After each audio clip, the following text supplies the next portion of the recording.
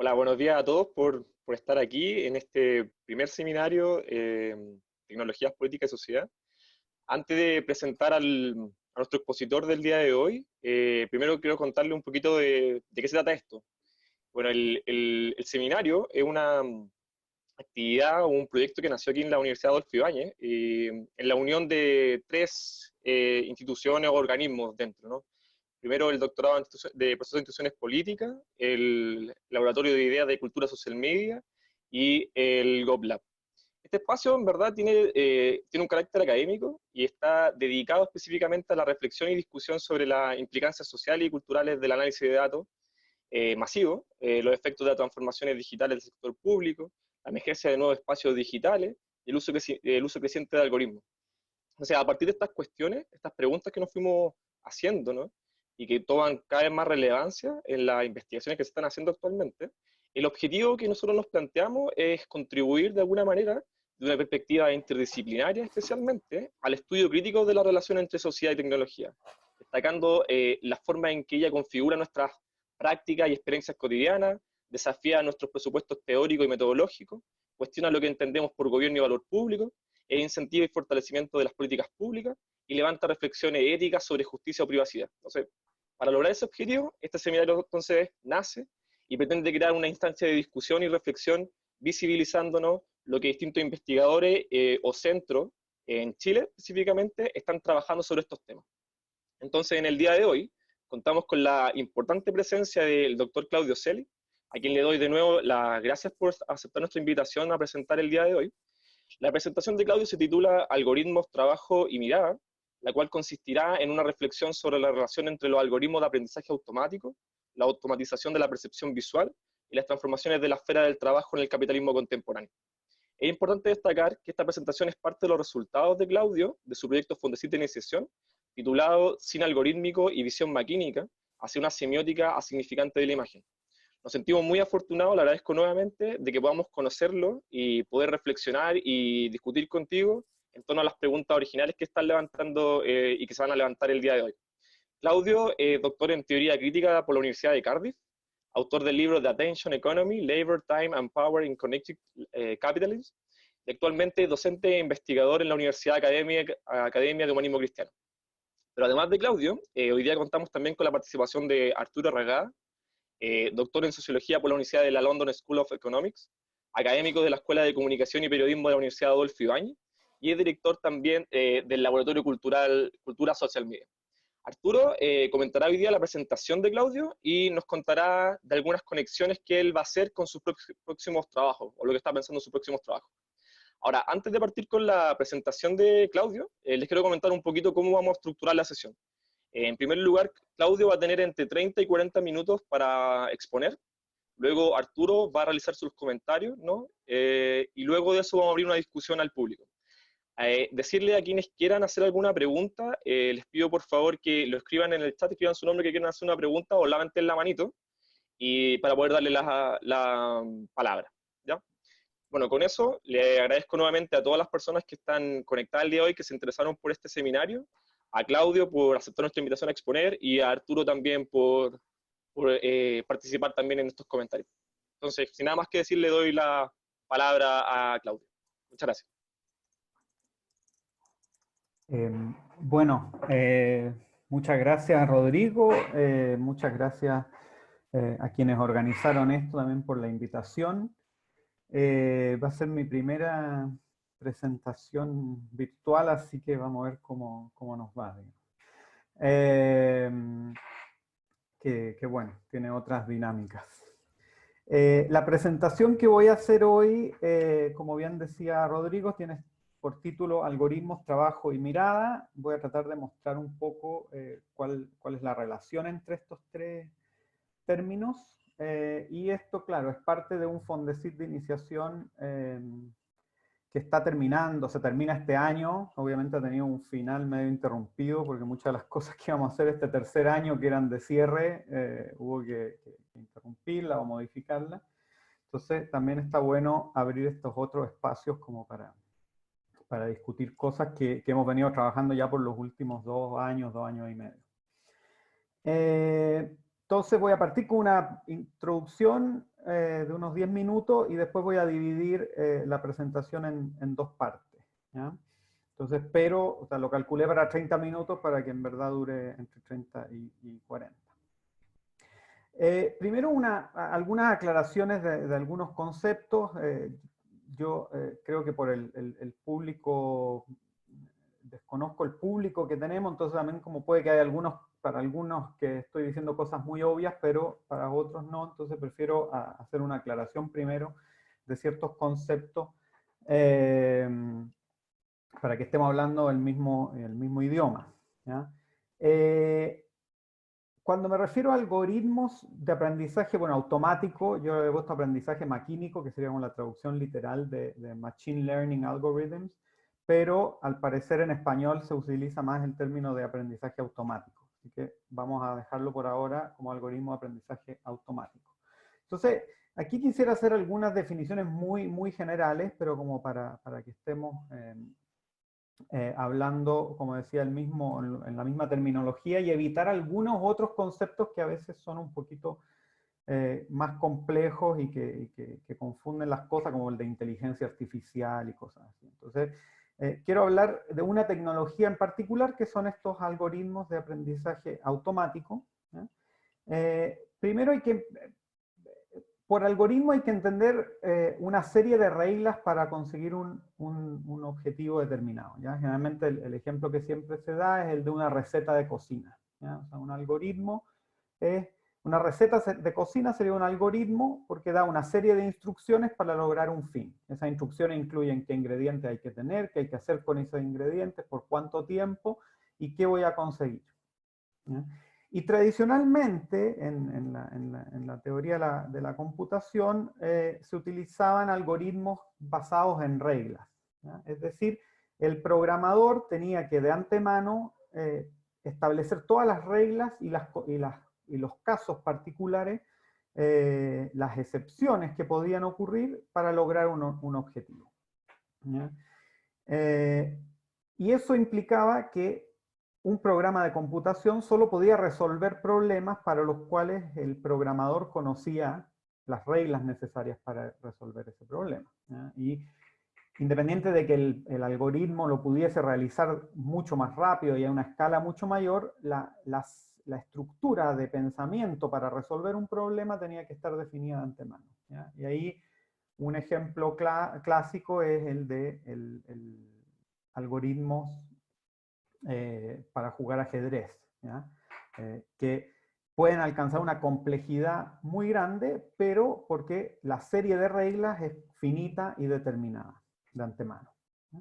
En ese contexto, ante eso, ¿ya? O ante esa limitación de los algoritmos de aprendizaje basados en reglas, surge esta otra alternativa que es lo que se llama algoritmos de aprendizaje automático, ¿sí? Que son arquitecturas relativamente simples que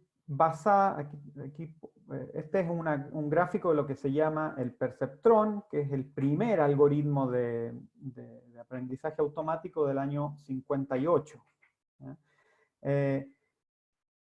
¿Cómo funciona? Se introduce ciertos datos que se le otorga un peso específico y ese peso específico activa o no activa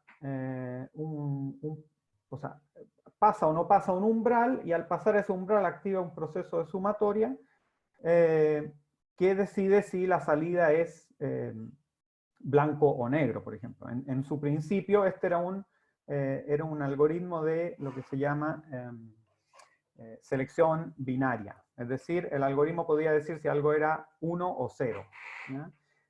Y a partir de un proceso en el cual se le iba entregando más y más información, él iba ajustando estos pesos y el umbral de activación para ir afinándose, digamos, y poder después resolver alguna cuestión a partir simplemente de este proceso de entrenamiento, ¿ya? Esto, cuando se inventó el año 58, no se le dio mucha importancia porque primero no habían la cantidad de datos necesarios como para hacer entrenamientos significativos, y segundo, eran procesos extremadamente lentos, ¿ya? Por la potencia de procesamiento que necesitaban. 50 años después, en los años 2000, esto ya se recupera esta tecnología o este principio y se comienza a entrenar gracias a la acumulación de datos ya mucho más masiva con la que se contaba y con procesadores mucho más rápidos. Y esto logra, bueno, por eso la importancia de lo que también se ha llamado Big Data, que no quiero entrar demasiado en eso, pero aquí el Big Data refiere, o la pertinencia del Big Data para este contexto tendría que ver con la cantidad de datos con las que hoy se cuenta para procesar o para entrenar estos algoritmos. Y por último, el término redes neuronales se le llama así a algoritmos, arquitecturas algorítmicas que combinan uno o más, o sea, dos o más perceptrones. ¿Ya? Este es el algoritmo perceptrón. ¿Ya? Y como el algoritmo perceptrón en su momento, el año 58, tenía la estructura muy simple de una neurona humana, es decir, entra información por un lado que activa o no otra neurona y es a la vez activa y otras, se le llama redes neuronales por eso, porque es una serie de perceptrones que están conectados unos con otros. Pero lo que importa, y es con lo que quiero que nos quedemos, es con esta idea de que el algoritmo de aprendizaje automático es un algoritmo que se puede entrenar a partir de una cantidad gigantesca, y literalmente gigantesca, de datos para producir un fin específico, pero en muchos casos produce un fin específico para el cual el programador humano no conoce las reglas. ¿Ya? Y al mismo tiempo produce esto a una escala tal, y no solo un problema de escala, pero por ahora mencionamos solo lo de la escala, que luego es muy difícil, y en ciertas situaciones es prácticamente imposible, que después el programador entienda la lógica detrás del proceso. ¿Ya? Sabemos que podemos medir su eficacia, podemos medir si es la eficacia para identificar imágenes de perro es de 99%, pero no podemos entender cuál es el proceso lógico, la serie de reglas, los pasos que tiene que seguir el algoritmo para reconocer que una imagen es una imagen de un perro, en otro caso no. Vamos a volver sobre eso. Y eso como en términos muy generales de qué es estos algoritmos de aprendizaje automático. Pido disculpas si también estoy diciendo cosas muy básicas para quienes ya estén mucho más familiarizados con estas tecnologías. Pero estoy tratando de identificar qué es lo que me interesa.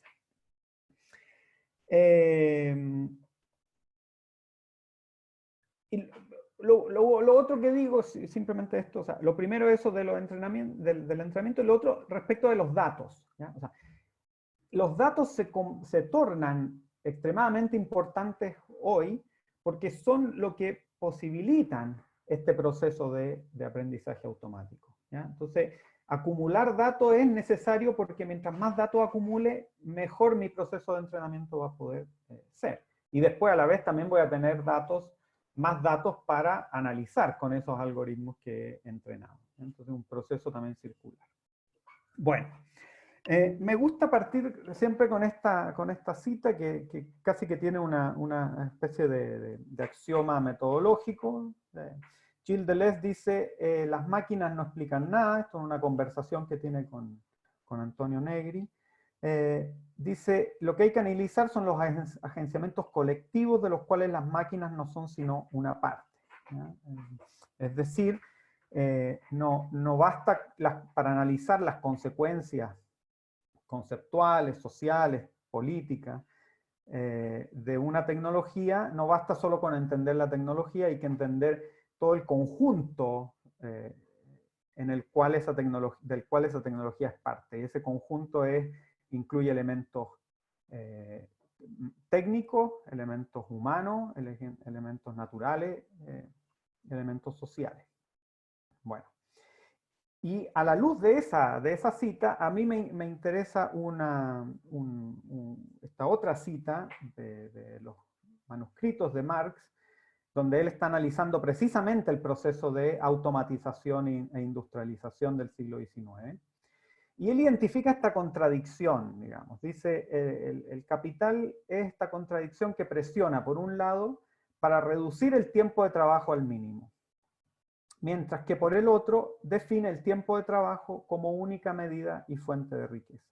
Entonces, aquí ya se empieza a aparecer una de las contradicciones que siguen muy presentes en el día hasta el día de hoy. El año pasado, antes de la crisis de octubre, hubo una huelga muy importante de Walmart, que era precisamente por el sindicato en contra de un proceso de automatización que tenía que ver con esto de las cajas automáticas. Y desde esa perspectiva seguimos tramados por una contradicción bastante similar.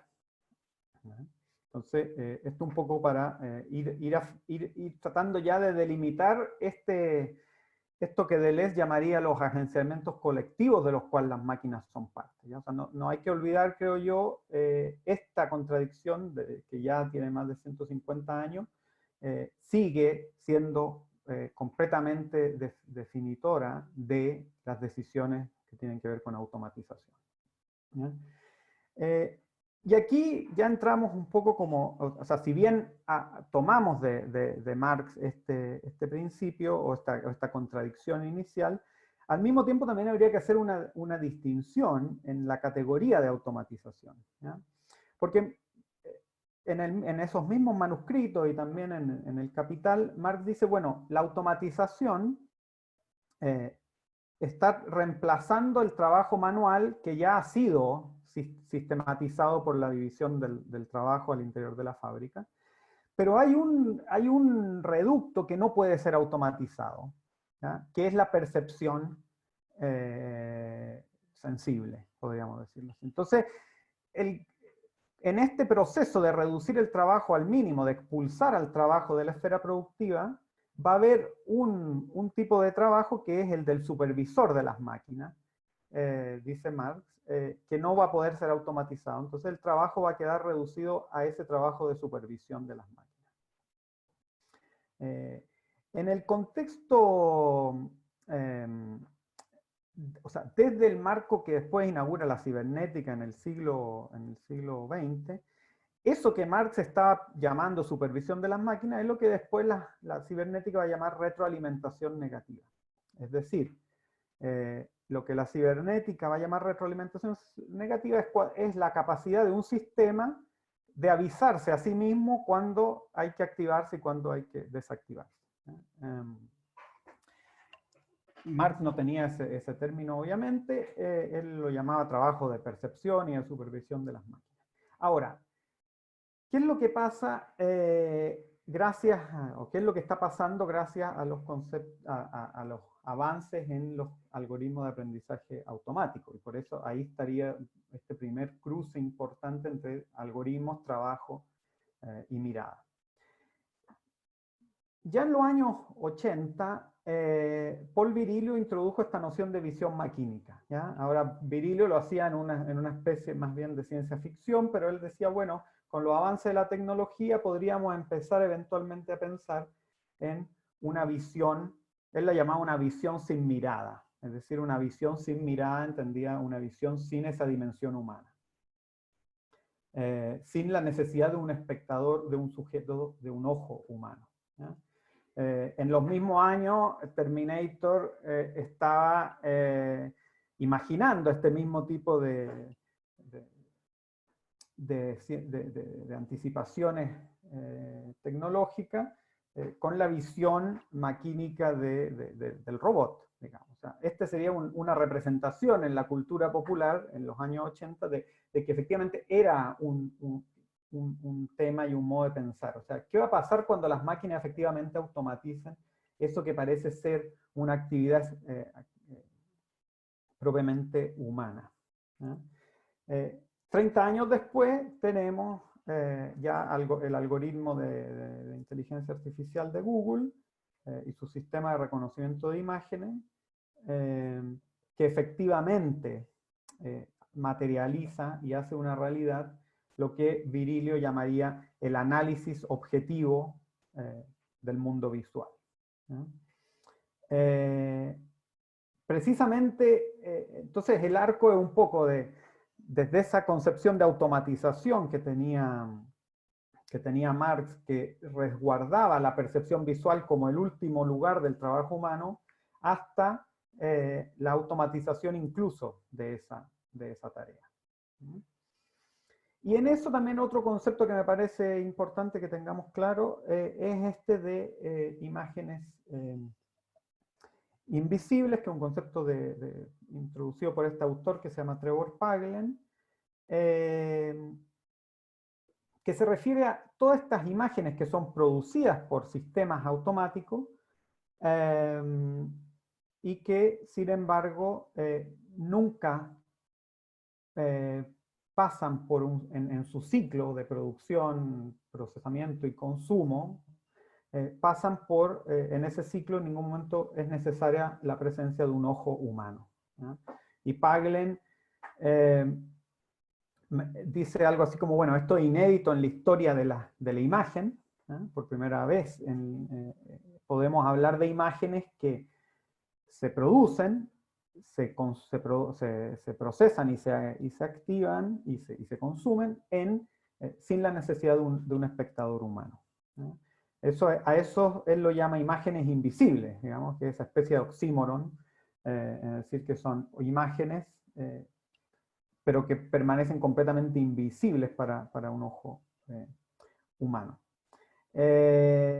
Y uno podría decir, bueno, ya la fotografía y el cine, cuando se inventa la fotografía y el cine, ya hay mucha discusión precisamente sobre esta idea de imágenes que son producidas de manera automática, ¿ya? Hay mucha también discusión de si son automáticas o si hay agencia humana, etc. Pero todavía esas imágenes que podían ser producidas de manera automática tenían algún sentido si eran producidas para un ojo humano. Pero con las imágenes invisibles que propone Trevor Paglen, efectivamente ya el ojo humano es completamente innecesario, ¿no? Y este es un ejemplo de, bueno, cómo ve el mundo, cómo interpreta el mundo, cómo lee el mundo en el sistema de visión artificial del autopilot de Tesla. Entonces, bueno, creo que la introducción tuvo un poco más larga de lo que pensaba, pero me parece importante introducir estos temas, y entonces quisiera que aquí mencionar dos puntos, digamos, que son los que voy a desarrollar a continuación. Este nuevo contexto que he tratado de introducir de manera muy, muy breve, muy, muy general, primero exigiría una nueva relación para pensar, exigiría nuevas categorías para pensar la relación entre imagen y poder, ¿ya? Esto me imagino que se conecta bastante con lo que después podemos conversar con Arturo respecto de cómo las imágenes en redes sociales y exigen también nuevas categorías para pensar eso, que esas categorías que tradicionalmente se usaban para pensar la relación entre imagen y poder, que son en las categorías de representación, de mímesis, de ideología, de engaño, de identificación, etc. Entonces, habría una necesidad de nuevas categorías, precisamente porque ya se trata de imágenes que ni siquiera presuponen un ojo humano. Y en segundo lugar, quisiera también pensar, esto es un trabajo más bien que está todavía en esta segunda parte. Este primer punto es algo que ya fue desarrollado bastante en detalle durante esta investigación, pero esto segundo es algo que es más inicial y que requeriría también investigaciones futuras. Entonces también eso tiene esa idea como de poner a prueba ciertos propuestas y de hacer una cartografía de las distintas perspectivas. Bueno, respecto del primer punto, voy a tratar de ser lo más breve posible, y también después con Arturo lo podemos conversar y con las preguntas. Esta es una cita de Paglen, no la voy a leer toda, pero voy a ir al punto central. Dice Paglen de que habría en la visualidad humana, digamos, una ambigüedad que es estructural, ¿sí? Cuando estamos hablando de imágenes para para un ojo humano, la imagen estaría siempre cargada de una ambigüedad, ¿ya? Dicho de otro modo, la representación no coincide con el mundo, ¿ya? Y porque no coincide, la representación siempre está en la dimensión de una ambigüedad respecto del mundo, ¿ya? Y la disputa política por la imagen y por la representación tiene que ver por quién se apropia de una u otra interpretación, ¿ya? Pero puede haber múltiples interpretaciones de la imagen, precisamente porque hay una no coincidencia estructural entre la imagen y el mundo, ¿ya? Como dice Paglen, la relación entre el significado y la representación es flexible, ¿ya? Y el ejemplo que él da es una obra performática de los años 70 que se llama Semiótica de la cocina, de Martha Rosler, donde esta artista visual, esta artista de la performance, hace una especie de programa de cocina, pero donde ella está interrumpiendo, cuestionando todos los estereotipos de un programa de cocina. Entonces lo que ella quiere decir es, el programa de cocina produce una representación del mundo y del espacio de la cocina y del espacio femenino, pero que no es natural, ¿ya? O sea, se naturaliza por los medios de comunicación, digamos, por la ideología, pero el trabajo crítico es precisamente interrumpir esa naturalización y ofrecer una lectura alternativa. Pero eso es posible porque hay una brecha entre la representación y la realidad, y la disputa política es la disputa por esa brecha. Paglen toma esa misma obra y la introduce en un sistema de lectura de reconocimiento de imágenes, precisamente para mostrar que hay una tensión, que hay una ambigüedad o que hay un cambio de paradigma en nuestra relación con la imagen. Porque el algoritmo, él va a decir, bueno, no piensa precisamente en estos términos, sino que piensa en términos de efectividad que surgen más bien de un cálculo probabilístico, ¿ya? Entonces,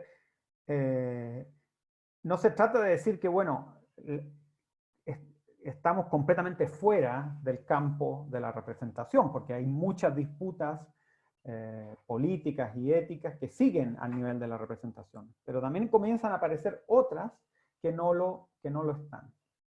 ¿Ya? Voy a dar otros dos ejemplos como para enfatizar un poco esto, pero el punto es que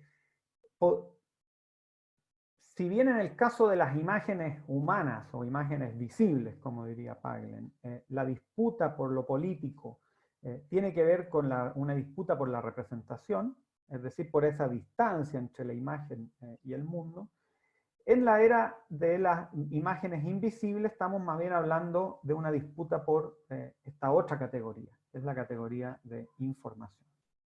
Entonces, aquí doy simplemente dos ejemplos, no voy a profundizar en esto. María Paz el martes dio una charla precisamente sobre el tema del sesgo algorítmico, el sesgo maquímico. También podemos conversar un poco de esto con ella después. Estos son dos ejemplos de lo que se le ha llamado sesgo maquímico, ¿ya? Que es, bueno, este es el caso de uno de los primeros casos muy polémicos de Google, y luego el de Nikon, en el cual, bueno, en el caso, por ejemplo, de Nikon, la máquina tiene este sensor de si la gente parpadea para no sacar una foto, y agente de origen asiático reconoce que siempre están parpadeando. Y eso simplemente es porque el algoritmo de aprendizaje automático con el que fue entrenado, o sea, la base de datos con la que fue entrenada el algoritmo que reconoce si la gente parpadea o no, fue probablemente utilizada con rostros de gente occidental, y por lo tanto aprendió a identificar respecto de esos rostros que esto sería parpadeo, ¿ya? Ahora, respecto del sesgo maquínico, que no quiero entrar mucho en eso, quisiera solo decir que aquí me parece que esta distinción entre la dimensión del análisis al nivel de la representación y al nivel de la información es clave, ¿ya? Porque efectivamente hay una dimensión en el sesgo, en la discusión sobre sesgo maquínico que sigue siendo al nivel de la representación. Es decir, cuando nosotros seguimos pensando el problema y la polémica que surge del caso de Google, por ejemplo, en este caso, o en el caso de Nikon, y cientos y miles de otros casos que han surgido, seguimos pensando en términos de que habría algo así como una representación, o sea, seguimos pensando en la diferencia entre la representación y ese real o ese significado que está más allá de la representación. O sea, seguimos en el esquema de pensamiento de la representación. En el tema del sesgo maquínico. Me parece que es un tema importante para pensar, pero habría que circunscribirlo al problema más general de la representación. Aquí hay otro ejemplo que me parece aún más complejo de pensar. Es una investigación que se hizo el año 2017 por Michael Kosinski, un psicólogo americano, en el cual él entrenó un algoritmo de aprendizaje automático a partir de fotos sacadas de redes sociales, de redes de citas, tipo Tinder, para identificar si una persona era, solo a partir de su foto, facial, si era homosexual o heterosexual. Aquí ya ingresamos en una dimensión completamente diferente. Esto obviamente fue extremadamente polémico, han habido estudios luego, después, que han tratado de probar que no tiene razón, otros han probado que, o sea, lo han comprobado el estudio. Y él entonces produjo esta idea de cuál sería la especie de imagen ideal, o especie casi de idea platónica de un rostro masculino heterosexual, un rostro femenino heterosexual y un rostro masculino homosexual y femenino. Pero aquí efectivamente ya no estamos simplemente en la dimensión de la representación. Aquí estamos ante algoritmos que están haciendo algo, están produciendo algo que no podía ser siquiera imaginado en un contexto anterior, digamos. Porque efectivamente, desde la perspectiva de la representación, uno diría, bueno, pero lo que estaría diciendo el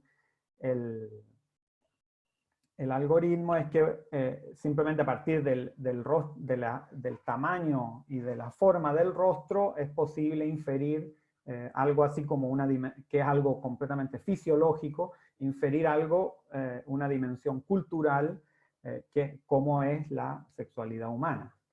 Entonces, estaría nuevamente naturalizando esa dimensión cultural que es la dimensión de la sexualidad humana. Pero a mí me parece que el algoritmo aquí está produciendo algo que tiene que ver con una producción de información que no es posible seguir pensándola desde el régimen de la representación tan simple como, de manera tan directa como en estos otros dos casos anteriores. Y con esto termino ese primer punto, porque ya me estoy alargando mucho, y quiero volver a la cuestión del trabajo. Uno podría hacer una especie dentro de la teoría de la imagen y de la teoría de la representación, podría haber una especie de acuerdo en que si habría una característica que define la representación es siempre esta idea de alteridad. O sea, ante la representación estamos siempre ante la ausencia, ante una ausencia constitutiva que el sujeto siempre va a tener que completar. A eso me refiero siempre con esa brecha entre la representación y el mundo. Mientras que en la dimensión de la información estamos más bien en lo que dentro de estudios de lingüística se ha llamado la performatividad. ¿Ya? Es decir, no importa la coincidencia o la no coincidencia de la representación con el mundo. Lo que importa es qué hace la información en el mundo, qué puede hacer la información en el mundo. porque esta va a ser una pregunta de la coincidencia o no coincidencia de lo representado con, o sea, de la representación con lo representado. Aquí se trata más bien de una reflexión sobre qué hace esa representación en el mundo, qué activa, qué desactiva, qué tipo de flujos conecta, qué tipo de flujo interrumpe. Entonces es más bien una pregunta por esta dimensión pragmática y performativa de la información. Podemos volver después a los ejemplos o a la discusión sobre este punto, que me parece bien central, pero quisiera muy brevemente, y no voy a detenerme demasiado en detalle en esto, yo no sé, son un cuarto para, creo que quedan 10 minutos, Unos, ¿no? unos 15 minutos, Claudio. Ah, ya, bueno. Eh, estamos bien entonces. Quiero pasar entonces al segundo punto, digamos. ¿Cómo se conecta lo anterior con el problema del trabajo y del valor? Y aquí, como yo decía, mi intención es hacer una especie de cartografía, porque este es una parte de la investigación que es más reciente, relativa en comparación a la otra. Y en esta cartografía yo he identificado al menos tres perspectivas teóricas muy diferentes entre sí, que intentan pensar cómo estos algoritmos de aprendizaje automático inciden en la definición que tenemos que tener de trabajo y de valor. ¿Ya? Recordemos que en la sección anterior la idea era ver cómo esa automatización de la mirada, que era posibilitada por estos algoritmos de aprendizaje maquínico, exigían nuevas categorías para esta idea para pensar esta relación entre imagen y poder y estas nuevas categorías más allá de la noción de representación. Bueno, aquí un poco en el mismo espíritu, pero respecto de estas nociones de trabajo y de valor. Simplemente una aclaración inicial. Se habla mucho de extractivismo de datos, se habla de que los datos son el nuevo petróleo, etc. Aquí simplemente voy a acotarme a la producción de datos a la luz de esto que mencioné muy al inicio, es decir, la producción de las bases de datos que son necesarias para entrenar a los algoritmos de aprendizaje automático. Es decir, si queremos automatizar, producir algoritmos que automaticen ciertos procesos altamente complejos, necesitamos los datos para entrenar esos algoritmos. Bueno, el extractivismo de datos, una de las tareas principales que cumple es producir los datos para ese proceso de automatización.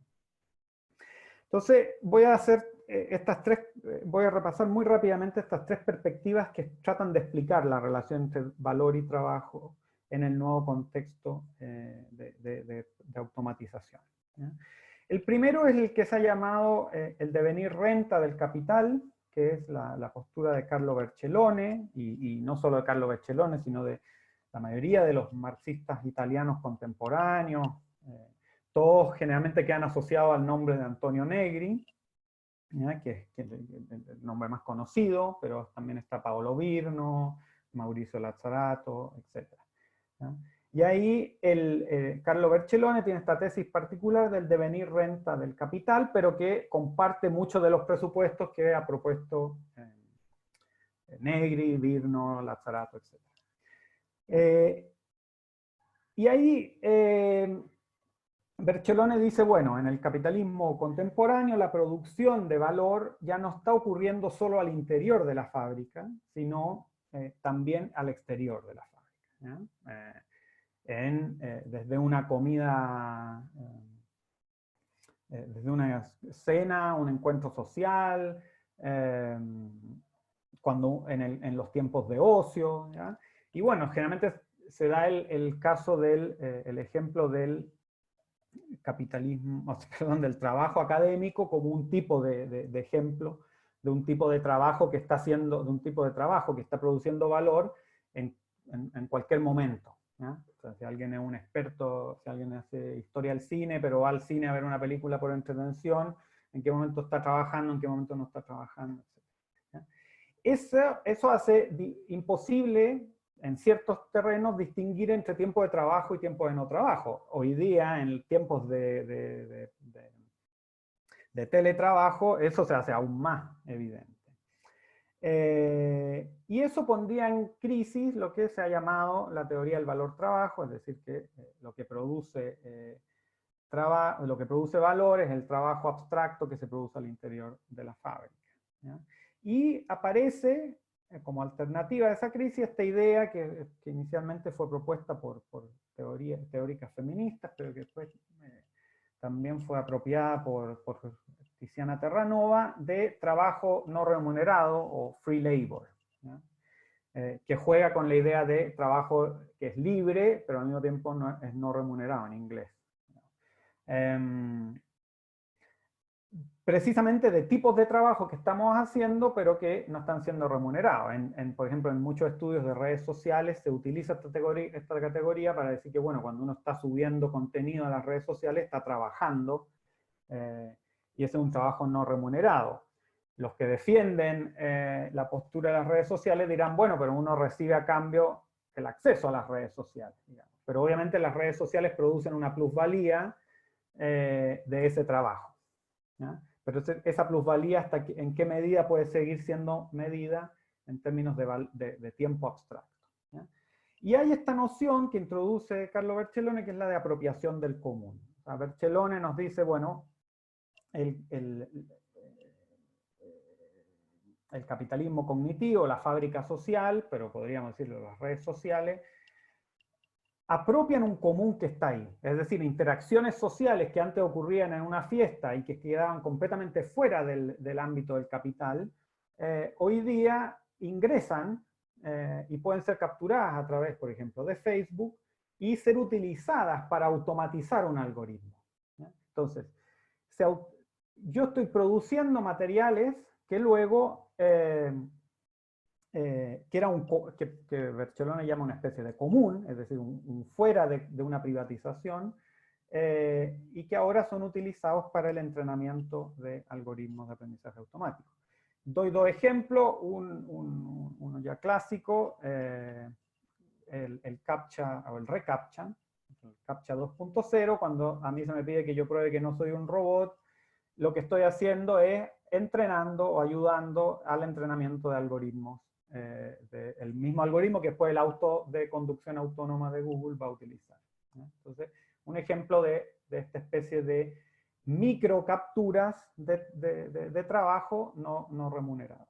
Y otro que me parece aún más espeluznante, pero es todavía un prototipo, que es un prototipo de Disney para instalar sistemas de análisis facial en las salas de cine, entonces para hacer un análisis de las emociones de los espectadores en respuesta a determinadas escenas.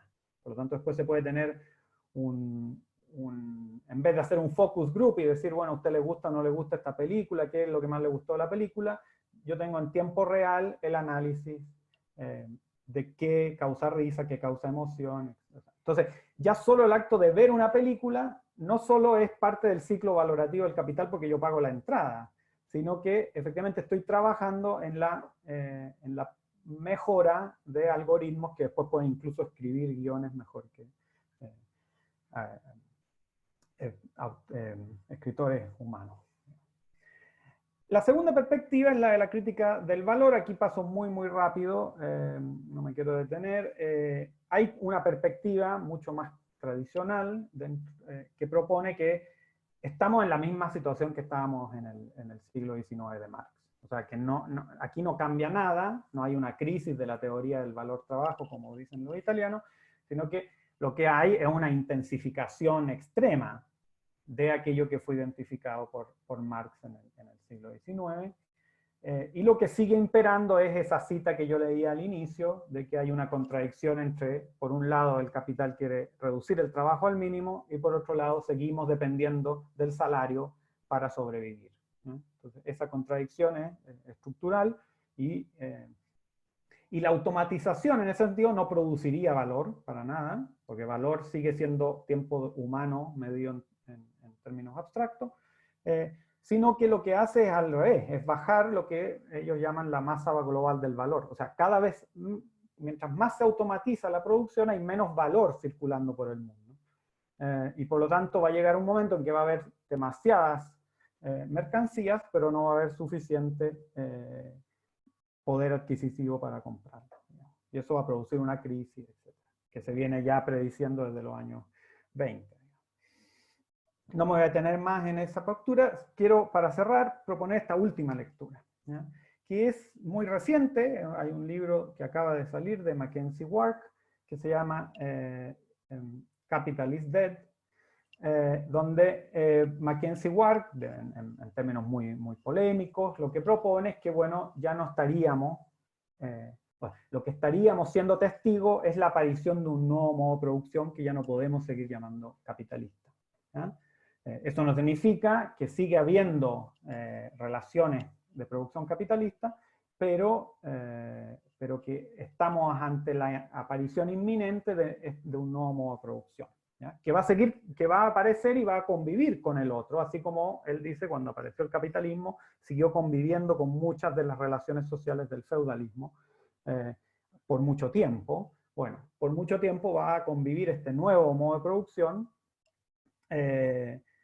basado en la información con el modo de producción capitalista. Pero él llamaría a este nuevo, o sea, él diría que en este nuevo modo de producción, él lo dice también con un tono, con un espíritu muy polémico, o sea, yo creo que él también quiere proponer una tesis muy arriesgada también para producir debate.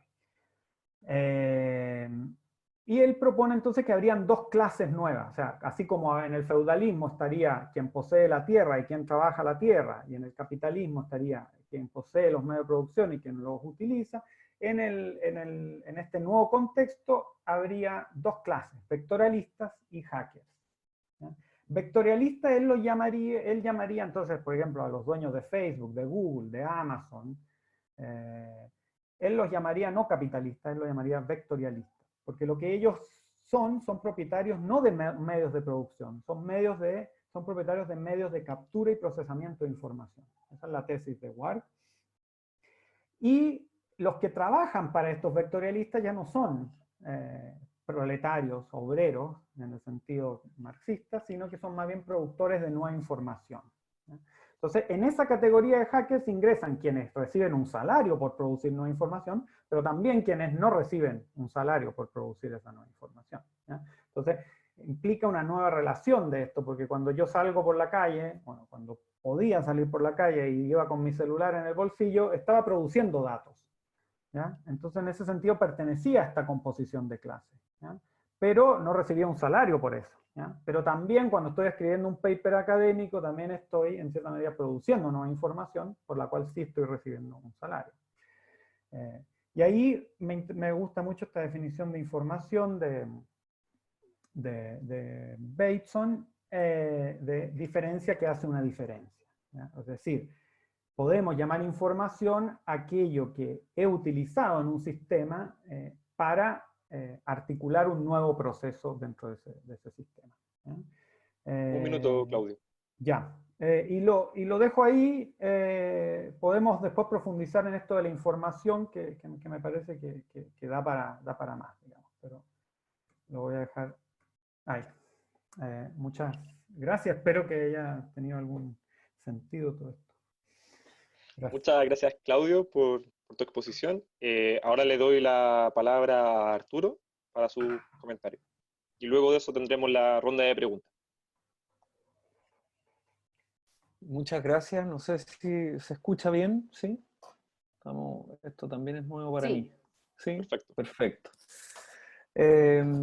Bueno, muchas gracias, Claudio, por tu presentación y por participar en este seminario. Tal como lo comentó Rodrigo al comienzo, la idea de esta instancia es poder discutir las diversas transformaciones a las que nos enfrentamos en el contexto del desarrollo tecnológico, ¿no? Y especialmente sus impactos en la vida social, política y económica. En líneas generales, lo que me gustaría hacer respecto de la presentación que planteas y que reconozco me iluminó bastante respecto de preguntas que también yo estoy trabajando, me gustaría partir refiriéndome a una idea que planteas respecto de la relación entre información y trabajo vivo, ¿no? En el contexto de este extractivismo de datos. Tal como lo sugieres, de hecho, en lo que presentaste, se podría sugerir que te cito literal de uno de tus escritos, ¿no? Que el extractivismo de datos funciona como una herramienta de captura que busca acelerar la separación entre información y trabajo vivo, propia del capitalismo industrial, pero manteniendo la flexibilidad del capitalismo postindustrial. Los algoritmos de aprendizaje automático, en este caso, permiten combinar una automatización radical de la producción con una flexibilidad que le permite adaptarse a la velocidad y volatilidad del capitalismo. Me pareció esta idea muy interesante y me gustaría plantear algunos comentarios en relación a este tema para ir abriendo la conversación y para que todos también puedan participar. En el caso del aprendizaje automático y el extractivismo de datos, no puedo dejar de pensar en el papel que tienen los humanos, ¿no? Al alimentar estas tecnologías o agencias no humanas, ¿no? El algoritmo, en este caso para la generación de valor. Un ejemplo de aquello es lo que la antropóloga estadounidense Mary Gray hoy día está denominando el trabajo fantasma, por ejemplo, refiriéndose a las actividades como la moderación de contenidos online o como la información que se genera y que es necesaria para el reconocimiento facial por parte de máquinas, por ejemplo, o la alimentación de algoritmos con diagnósticos médicos para la atención automática de pacientes, ¿no? Gente que está chequeando y categorizando o etiquetando exámenes médicos con el fin de poder automatizar los procesos de atención. ¿Por qué pienso en este caso? Porque representa la centralidad que siguen teniendo los humanos en los procesos de creación y alimentación de algoritmos de aprendizaje automático y en la red de actores también involucrada en la extracción de datos. Me gustaría un poco profundizar esta idea que planteaste, Claudio, especialmente en relación a las experiencias de trabajo de campo que he tenido en los últimos años con gente que se involucre en actividades de trabajo digital. Específicamente voy a sugerir dos casos. El primero es el de lo que la literatura denominada como los creadores de contenido digital. Específicamente yo los trato como influenciadores o esta industria de la influencia digital, específicamente en plataformas como Instagram. Y por otro lado, los trabajadores de la gig economy o el mercado de la demanda por y de trabajo que es organizada por plataformas digitales, ¿no? Hoy día uno lo ve en el fondo en aplicaciones del tipo Uber o Rappi, otras, ¿no? Específicamente me gustaría poner estos casos en relación a la precarización asociada a estas actividades y a las justificaciones que desarrollan los actores para realizarlas. En este contexto, la creación de valor, como tú planteas, está asociada a la idea de flexibilidad, de adaptación y a las posibilidades de elegir, ¿no? Dónde trabajar, cómo trabajar, en qué momentos, bajo qué lógica, pero también a la fragmentación de estas actividades, sobre todo en el caso de quienes trabajan en lo que se ha llamado la gig economy, ¿no? Y por consecuencia la precarización de su quehacer y a la valorización de ese trabajo, ¿no? No solo social, sino económico. Por ejemplo, en el caso de los creadores digitales, de contenidos digitales o influenciadores, el ideal del emprendedor que realiza una actividad porque es su pasión y que es lo que moviliza muchas veces a esta gente a involucrarse en estas actividades no siempre se cumple, ¿no? Sobre todo en relación a la retribución económica que logran percibir por las actividades de creación de contenido en las que son parte. Este es un campo con una serie de reglas donde finalmente no todos triunfan, ¿no? Lo que mueve a estas personas a dedicar su tiempo para construir audiencias, creando contenidos, es el ideal de poder capitalizar su visibilidad, ¿no? Siendo libres e independientes en ese proceso. El problema surge cuando las redes y circuitos comerciales en los que se mueven, la plataforma, intermediarios como las agencias de marketing y publicidad, intermediarios como quienes cuantifican su performance online, ¿no? Con el número de likes, de compartidos, etc. Cuando son estas entidades las que acumulan el valor que estos actores crean y que básicamente son los que se llevan la retribución económica de esa actividad, ¿no? Quedando estos creadores de contenido sin pan ni pedazo. Y aquí el capital, como planteabas anteriormente, representado por las plataformas digitales que permiten la creación de contenidos, claramente es rentista, ¿no? O sea, si bien el trabajo es expulsado de la esfera productiva, los actores se sienten parte de ella, la imaginan esta esfera productiva y configuran una serie de reglas en torno a su funcionamiento. En el caso de los creadores de contenido, estos imaginarios, uno podría llamar, tienen que ver con cuándo es considerado un buen momento para compartir un contenido, o qué temáticas abordar, o qué estrategias desarrollar para tratar de evadir el algoritmo que organiza la visibilidad de sus contenidos, y criterios también del tipo qué es lo que diferencia a un buen influenciador de uno malo, así como también las posiciones éticas, por ejemplo, que ellos adoptan al promover ciertos productos, ¿no?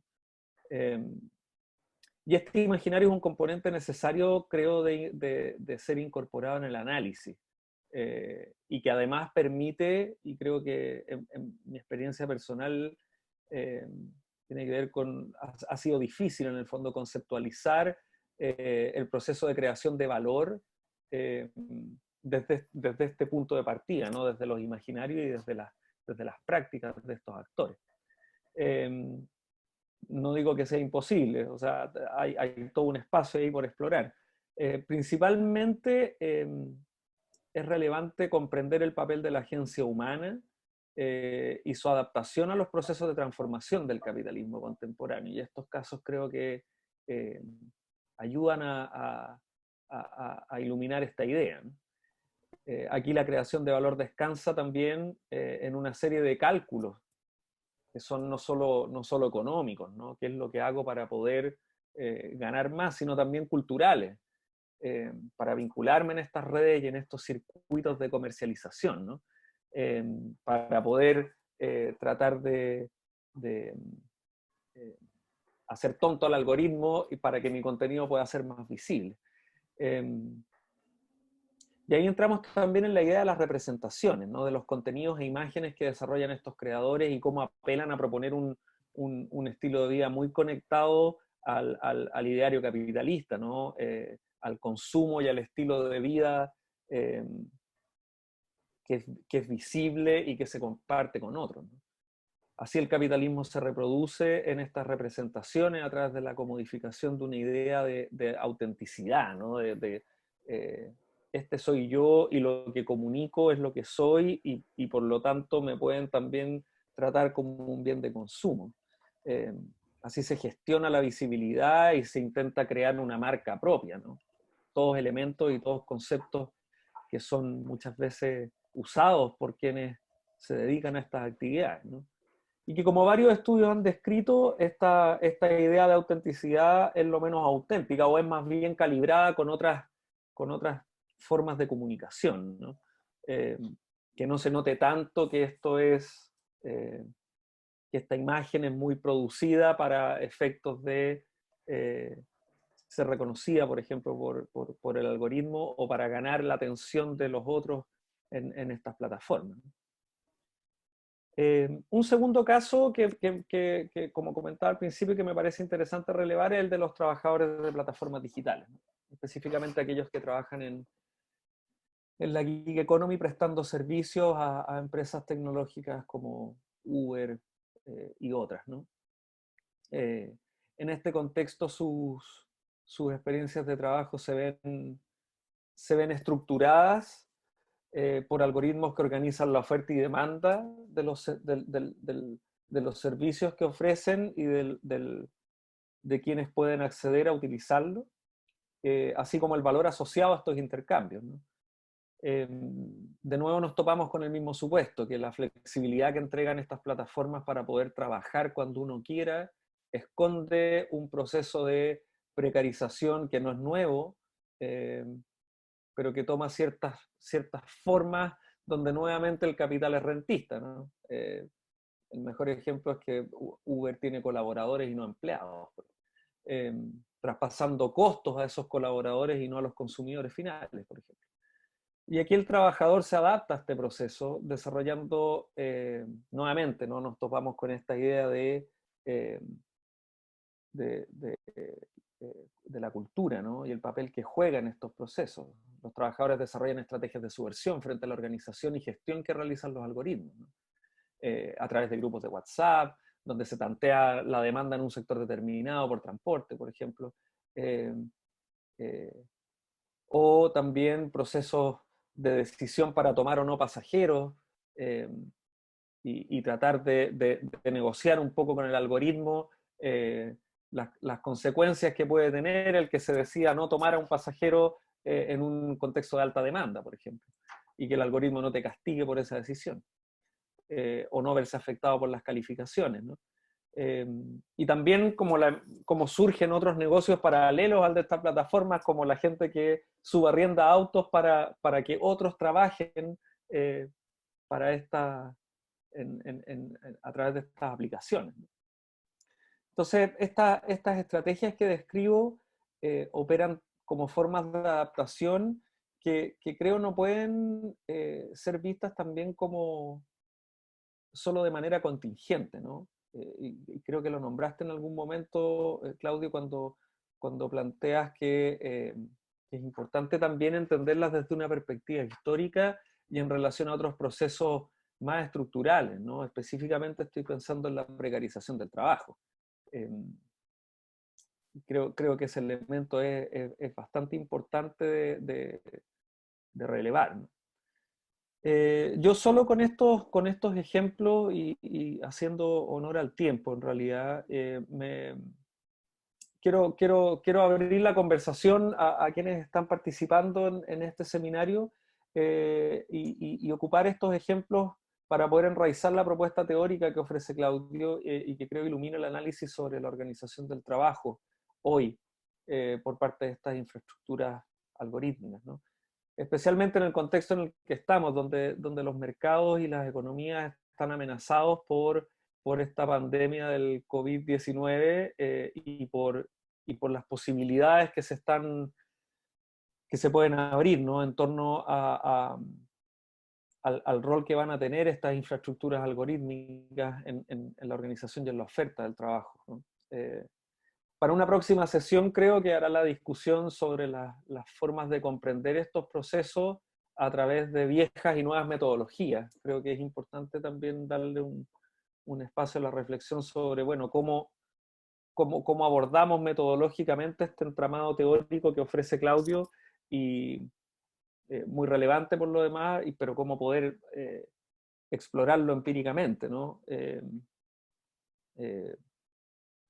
Para que esa teoría en el fondo se vea alimentada y mejorada. Solo agradecer la presentación de Claudio y también la presencia de quienes están compartiendo con nosotros.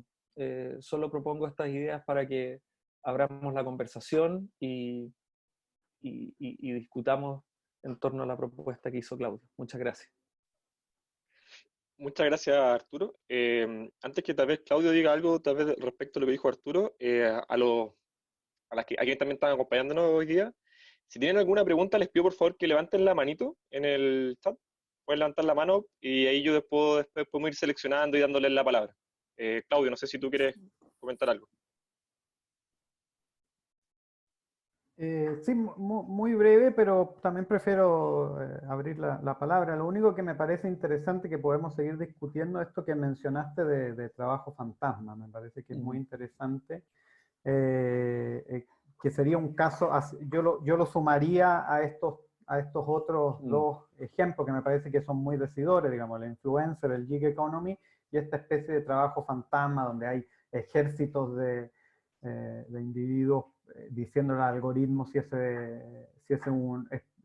hay que bloquear eso, si esto es spam, etcétera. Digamos. Entonces, eso también habla como de ese espacio de cruce entre dos modos de producción, digamos, o tres modos de producción, porque son en muchos lugares, ocurren en lugares donde ni siquiera llegó una modernización, digamos, se están saltando desde espacios rurales a espacios altamente informatizados. Entonces, me parece que ese análisis de esos trabajos fantasmas me parece muy, muy interesante.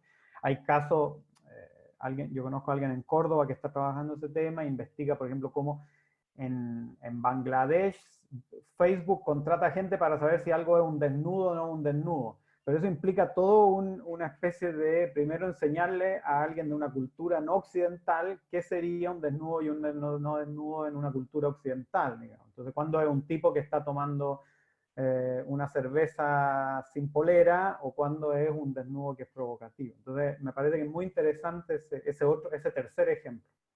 Pero bueno, mejor abramos la palabra. Ya, hasta el momento no tenemos ninguna mano levantada. No sé si alguien quiere hacer una pregunta directamente. Entonces, mientras tanto esperamos las Había preguntas. una pregunta en el chat que Así, creo que la hizo Rafael Morales. Rafael Morales. Rafael, ¿te gustaría hacerlo en voz alta? A ver. Sí, a ver, lo podemos ver desde aquí. Voy a hablar por Rafael. ¿Dónde quedarían los pobres? Esa, ¿no? Sí, esa. ¿Dónde quedarían los pobres que habitan zonas rurales y están desconectados de la tecnología digital o generan un mínimo de información? Se refería a la teoría de Mackenzie-Ward. Sí, bueno, de nuevo, primero aclarar que el texto de Mackenzie-Ward tiene ese ánimo muy provocador, o sea, él efectivamente él viene de la tradición marxista y él lo que quiere provocar es precisamente, o sea, es un ejercicio de pensamiento para generar un debate, ¿ya? No es una tesis con una convicción así radical o que haya hecho el trabajo al que se refería Arturo, como de efectivamente desplegar y poner a prueba con datos empíricos esa teoría, sino que es más bien una provocación conceptual, precisamente porque lo que está queriendo decir Mackenzie-Ward es que a nivel conceptual tenemos que desnaturalizar esta idea como de la eternidad del capitalismo. O sea, también está diciendo que los críticos del capitalismo han contribuido a naturalizar también el capitalismo porque le dan este carácter de eternidad, ¿no? Entonces es un poco como provocar en esa dirección, pero él al mismo tiempo en el texto, si uno revisa este último libro de Mackenzie-Ward, él deja constancia de que obviamente esto es solo una tendencia que está ocurriendo en ciertas dimensiones de la sociedad, pero que hay otras dimensiones de la sociedad que todavía están en modos de producción completamente agrarios y casi de régimen feudal, o incluso hay otros regímenes de producción que son totalmente industrializados en el sentido del capitalismo industrial. Entonces, lo que a él le interesa es como la especie de la convivencia paralela de estos distintos modos de producción y no la imposición de un solo modelo, ¿ya? Él es consciente de eso. Y respecto de eso, él lo que propone es como esta especie de identificar más bien cuáles son las tendencias que van apareciendo, ¿ya?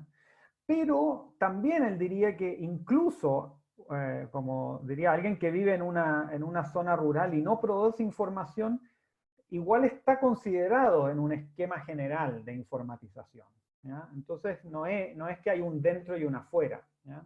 Eso me parece también interesante de mencionar. Pero así como... Sí. Disculpa, ¿terminaste? Para darte porque tengo algunas preguntas aquí en el... ¿Sí? Entonces, no sé qué prefieres, Claudio, que hay como 3 o 4 preguntas. ¿Prefieres que las personas pregunten en conjunto y luego responda a cada uno o uno por uno? No, Vamos mejor varios comentarios y después un comentario más final mío, quizás. Perfecto. Entonces, lo que les pido a las personas que le voy a dar la palabra ahora es que por favor sean lo más precisos posible en sus preguntas. Primero tenemos a Dustin Julián Bejar, a Dusan Cotoras y a Tamara Chiveri. Ok, Dustin primero, luego Dusan y luego Tamara. Dustin.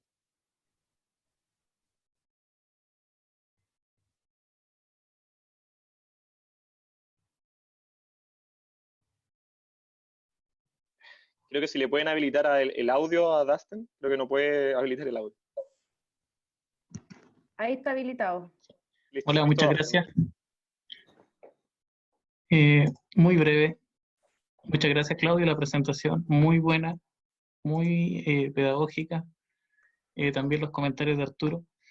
Eh, y me queda la pregunta por el sentido como espacial de la totalidad de las teorías propuestas. O sea, como que hay un enfoque muy total, muy global, que viene un poco también con la pregunta anterior, pero desde una perspectiva que también trata de integrar estos fenómenos o casos que también propone Arturo y que tienen que ver con un sentido más localizado y más situado en relación a estas transformaciones y a estos procesos que se están generando al interior del mundo del trabajo. Entonces, más que conocer un poco más que conocer las propuestas teóricas que están en boga hoy en día y que las has resumido bien brillantemente, quisiera conocer cuál es tu propia propuesta para analizar este fenómeno en el caso también de tal vez más nacional. Eso, muchas gracias.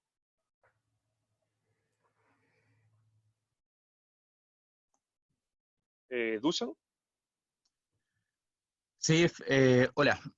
Felicitaciones, Claudio. Súper interesante tu presentación. Tengo dos comentarios súper breves, quizás como anotaciones a las dos dimensiones que presentaste. Por un lado, la relación entre imagen y poder.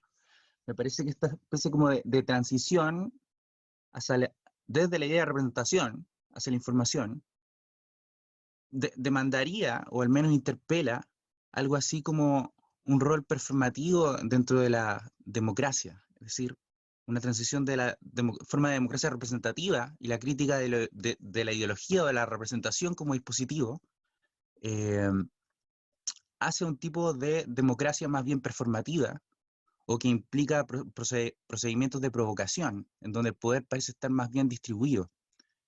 Y por otro lado, y es como el aspecto que más me llamó la atención, sobre todo con los temas que a mí me interesan, esta definición que apareció, que pertenece a Gregory Bateson, de información en el libro recientemente publicado por Mackenzie Ward, que es la información como una diferencia que es una diferencia. Me gustaría en ese sentido preguntarte cómo piensas tú, cómo se podría pensar lo nuevo, no capturable por este aparato de captura de información. Y al respecto, me gusta mucho una especie de giro que realiza Boris Groys en referencia a algunas reflexiones de Kierkegaard. Y él define lo nuevo como una diferencia que excede a las diferencias ya articuladas, que no tiene algo así como una estructura desde donde ser recepcionada o reconocida. Y en el marco de una serie de estrategias que han salido últimamente, que ahora parecen ser especialmente como improductivas, de desconexión ante esta especie de régimen de información súper generalizado, me gustaría preguntarte cómo es posible pensar algo nuevo no capturable por estos sistemas de información. ¿Cómo se podría elaborar algo así como una idea de lo nuevo, no calculable?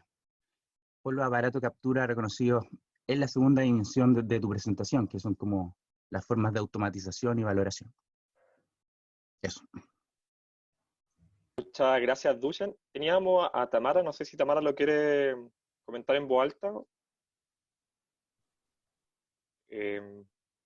Bueno, Tamara preguntaba sobre, Claudio, si puedes profundizar un poco sobre la idea de performatividad maquínica.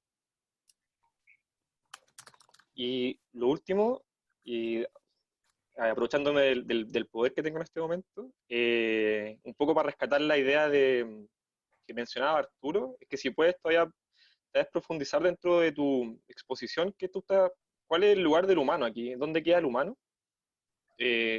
creo que no hablaste mucho en la presentación, pero creo que hay una suposición de ser humano ahí, ¿no? O si se quiere también, si queréis pensarlo también como tal vez de emancipación del ser humano, cuáles son las posibilidades de estas cosas ahí. Y en ese sentido, va mi segundo comentario, la idea respecto a la de que tú usas de representación y información. Me pasa, no sé, tal vez en el caso que tú estás entendiendo la idea de representación, ¿dónde queda la interpretación? Es decir, ¿tú estás suponiendo como dos cosas iguales o en verdad serían dos cosas distintas? Porque uno tal vez podría hacer la distinción entre representación, ¿cierto? En esa intención de esa dimensión de lo real en minúscula, ¿cierto? Del objetivo, y el acto interpretativo, ¿no? Que puede ser una cosa más hermenéutica, ¿no? Los hermeneutas tienden a fusionar esas dos cosas. Y eso te lo hago en referencia, por ejemplo, a la idea de las máquinas y de los seres humanos. Es decir, ¿qué está haciendo la máquina, ¿no? Está interpretando, está representando. Eso. Bueno, gracias a todas y a todos por sus preguntas. Son todas preguntas gigantescas, así que no dudo, tendría que hacer otra presentación para poder contestarlas todas. Entonces voy a ser muy breve y puntual sobre ciertas cosas. Respecto de lo que decía Dustin, efectivamente, bueno, uno de los problemas que tiene el marxismo y la comprensión marxista de la sociedad es el problema de la totalidad, ¿ya? O sea, ahí siempre hay un problema que, de hecho, uno de los límites para pensar, por ejemplo, entre el marxismo y el postmarxismo es precisamente cuando ciertos autores deciden ya no depender de la noción de totalidad para pensar los fenómenos sociales, pero eso implica una serie también de problemas conceptuales. Hay un libro muy bonito de Martin Jay que se llama Marxismo y Totalidad, que te recomiendo desde esa perspectiva. La cuestión es, entonces, respecto a la cuestión espacial, digamos. Y respecto de propuestas de análisis concreto y local, bueno, yo vengo más bien de la filosofía, entonces la filosofía no nos caracterizamos mucho por tener análisis empírico, digamos, que es una de las cosas que siempre se nos critica, pero el proyecto también tenía toda una parte, este proyecto Fondesit puntual tenía todo un análisis de prácticas artísticas que utilizan algoritmos, ¿ya? Y eso sí ha sido un análisis concreto que nosotros hemos visto cómo artistas visuales están usando estas mismas tecnologías para, en cierta manera, interrumpir o cuestionar una serie de los problemas que surgen con eso. Y entonces ahí también habría un análisis bien concreto que se podría hacer. Pero eso siempre es algo que cuesta cuando uno viene de estas disciplinas más teóricas, ¿ya? Hacer ese cruce que me parece, cuando escucho a Arturo, me parece que también es muy interesante ver cómo estas mismas cosas tienen su... Entonces, claro, Arturo empieza a dar los ejemplos de los influencers o de la gig economy, o podríamos hablar del trabajo fantasma, y efectivamente lo que está en juego ahí son cuestiones conceptuales muy importantes. Entonces, el ideal es tratar de hacer ese cruce. Y también creo que la cuestión de esta nueva pandemia, más que introducir nuevas cosas, yo creo que ha acelerado tendencias que ya venían manifestándose, entonces también eso hace más urgente incluso que pensemos también este tipo de cosas. Respecto de lo que decía Dusan, me parece muy interesante esto de hacer el cruce entre representación e información con la dimensión de la democracia, digamos, porque nuestro concepto de democracia sigue siendo un concepto de democracia representacional, por más que esté en crisis, que estén en crisis las instituciones, su legitimidad, etcétera, sigue funcionando como una democracia representacional. Entonces, si vamos a cuestionar la noción de representación y ofrecer en su alternativa una noción de información como performatividad, sería interesante también ver qué pasaría con nuestra concepción de la representatividad política y de las democracias representativas. Me parece muy interesante eso. Lo otro lo voy a dejar para otra conversación que tengamos. Con Dusan coincidimos en muchos proyectos, así que seguiremos conversando lo de qué es no capturable. Me parece que eso implica otra discusión mucho más grande. Y respecto de lo humano, bueno, también eso implica otra discusión muy grande, pero un presupuesto, y esto es lo único que puedo decir respecto de eso, es que un presupuesto de la investigación y la metodología que nosotros hemos asumido es una historización de las categorías, incluida la categoría de lo humano, ¿ya? Entonces nosotros nunca hablamos de lo humano en un sentido universal, trascendente, sino que como en un sentido histórico, ¿ya? Ahí tenemos mucha influencia. Bueno, hay un libro muy, muy bonito que salió el año pasado que se llama Las palabras en las cosas, de Pablo Rodríguez, que toca, un académico argentino que toca justamente ese tema, digamos, cómo lo humano es una construcción de la modernidad, lo humano como nosotros lo conocemos, y cómo eso está entrando en crisis desde mitad del siglo XX en adelante, ¿ya? Con las distintas teorías. Entonces, cuando hablamos de lo humano, me parece fundamental historizar esa categoría de humano, y solo haciendo ese trabajo, que nosotros hemos tratado un poco de avanzar en eso, ahí efectivamente podemos pensar qué es lo que se está perdiendo en este nuevo contexto, ¿ya? O sea, podemos valorar qué es lo que se está perdiendo y qué es lo que se está ganando solo si hacemos primero esa definición más bien histórica de la categoría del humano. Y a mí me parece que lo que existiría ahí, o sea, lo que seguiría pesando ahí en esa definición moderna de lo humano, es la dimensión del sentido, ¿ya? Y la dimensión de la finitud, ¿ya? Que van completamente asociadas, ¿ya? De nuestra finitud física, biológica, pero que eso implica obviamente toda una dimensión de sentido que carga a la existencia. Y eso, o sea, por ahí habría que pensar qué es lo que se está perdiendo cuando sentido empieza a ser reemplazado por información.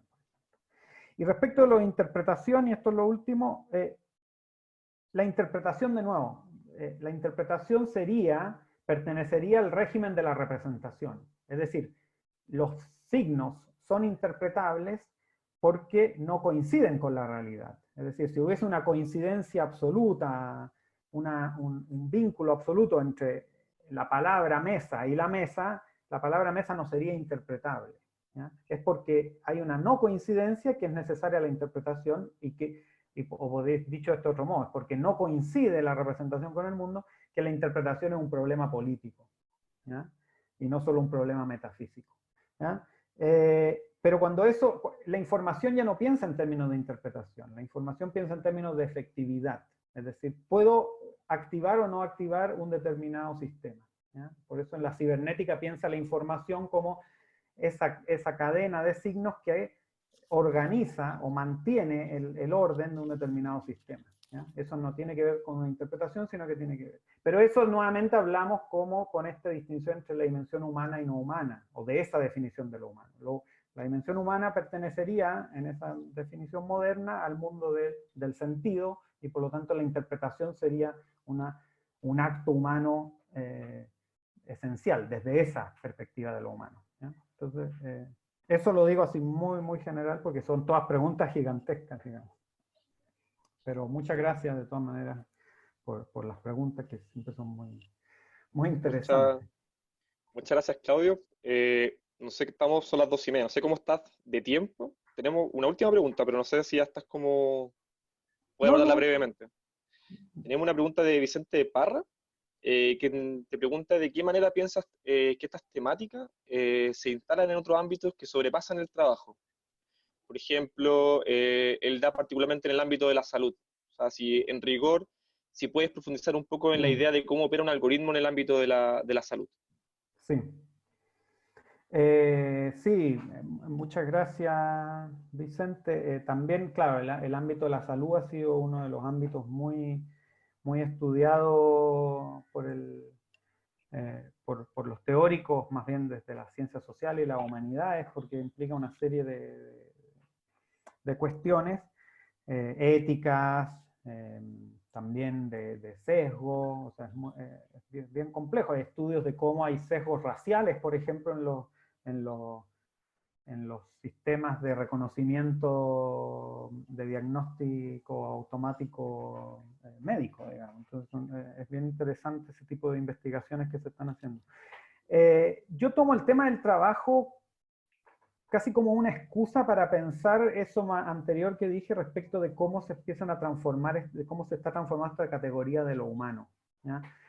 porque podríamos decir que vivimos en una sociedad del trabajo, donde el trabajo es un aspecto muy elemental de lo que nos constituye como sujetos, ¿ya? O sea, entonces, por eso el trabajo me parece un análisis bien paradigmático, es decir, desde un análisis muy elemental de qué es efectivamente trabajar. O sea, Marx lo define como, bueno, el desgaste de energía humana en vista a la producción de un bien de uso, de un fin, de un valor de uso. Pero esa definición habría que efectivamente empezar a ver efectivamente qué significa trabajar, qué significa que constituyamos nuestra subjetividad a partir del trabajo, y por eso me parece muy interesante como caso de estudio, pero yo creo que también si ampliamos la noción de información, vemos que me parece que también es interesante ver que lo que está en juego ahora son relaciones entre múltiples dimensiones, ¿ya? Y ahí entonces estaría, bueno, lo de la salud, un caso muy paradigmático, también está el caso de todos los sistemas públicos y judiciales,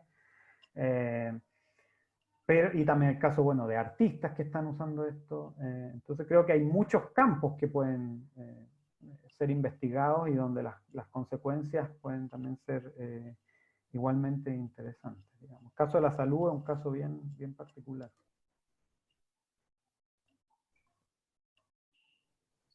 Bueno, no tenemos más preguntas hasta el momento, igual estamos en el tiempo. Claudio, bueno, mucha gente te está agradeciendo, tuvieron que irse, pero todos están muy contentos con tu presentación. Nosotros también, la verdad, ha sido una verdad muy estimulante. Te agradecemos nuevamente por aceptar nuestra invitación de tan buen modo. Le agradezco a Arturo también por los comentarios que hizo, a María Paz y a la gente del GovLab también por organizar esta instancia. Y con esto estaríamos dando por finalizado este primer simposio.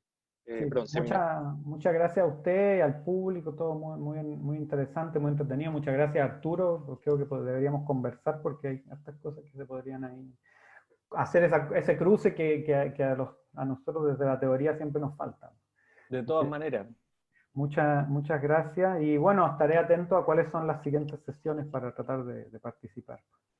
Gracias, Claudio. Gracias a todos. Este año Gracias, queremos hacer Claudio. 3 sesiones más. La próxima probablemente julio, de ahí septiembre, noviembre, bueno, más o menos, digamos cada 2 meses, pero este año queremos hacer ojalá 4 sesiones en total.